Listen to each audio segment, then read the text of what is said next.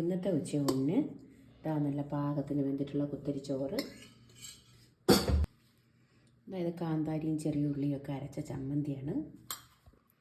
അതായത് കടല, നമ്മൾ കട്ടിക്ക് കറി വെച്ച കടലക്കറിയാണ്. അതായത് ബീട്രൂട്ട് തോരനാണ്. ഇത് അവിയലാണ്, പച്ചക്കറി അവിയൽ.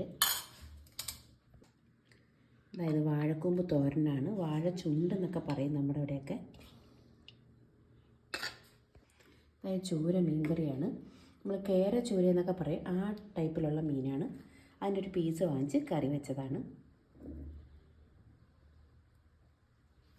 ഇതൊഴിക്കാൻ മോര് കറിയാണ്, പുളിശ്ശേരി. ഈ കാണുന്നതാണ് നമ്മുടെ അഗസ്ത്യപ്പൂ എന്ന് പറയുന്നത്.